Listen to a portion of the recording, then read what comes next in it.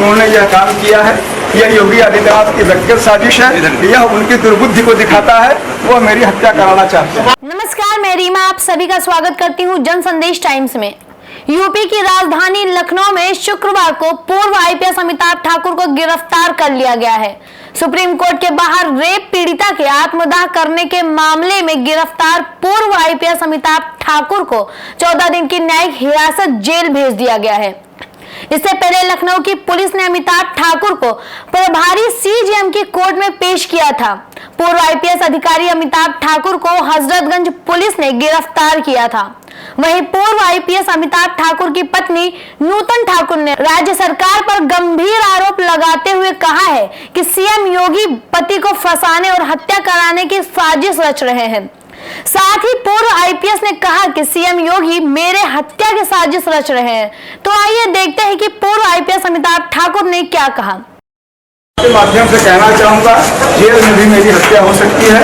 पूरी तरह फर्जी मुकदमा मात्र मुझे इंगित करते हुए जब से मैंने उनके खिलाफ चुनाव लड़ने का ऐलान किया, उन्होंने यह काम किया है, यह योगी आदित्यनाथ की व्यक्तिगत साजिश है, यह उनकी दुर्बुद्धि को दिखाता है, वह मेरी हत्या कराना चाहते हैं। जैसे देखिए, जब से अमिताभ ठाकुर ने योगी आदित्यनाथ के खिलाफ चुनाव लड़ने की बात कही है, उसके बाद से, और गोरखपुर जाने की बात कही, उसके बाद से अनवरत हमारी प्रताड़ना शुरू हो गई।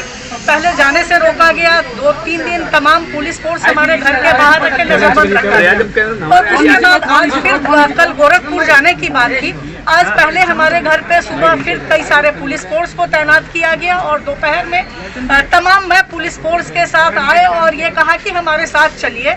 कोई कारण नहीं बताया, कारण पूछने पर स्पष्ट नहीं किया कि क्यों है, केवल इतना कहना था कि हम कह रहे हैं हमारे साथ चलिए।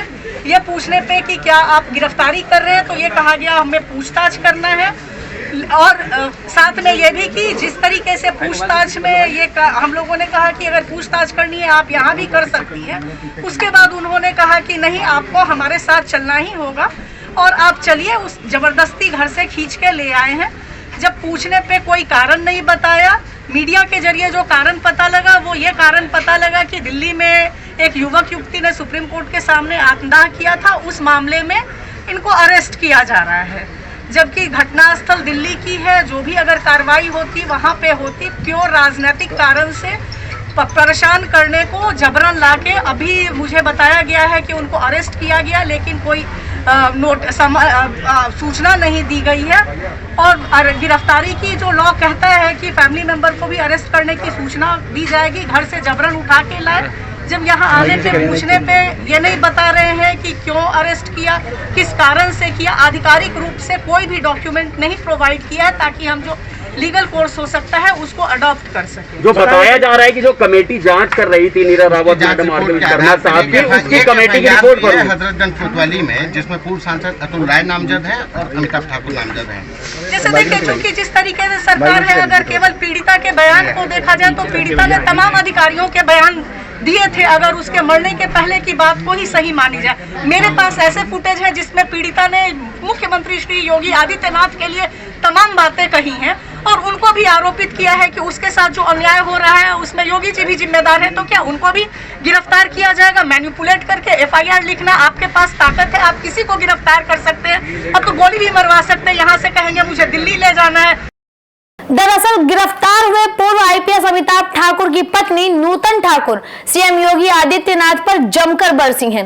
नूतन ने योगी को पति को फंसाने और हत्या कराने की साजिश रचने का आरोप लगाया है।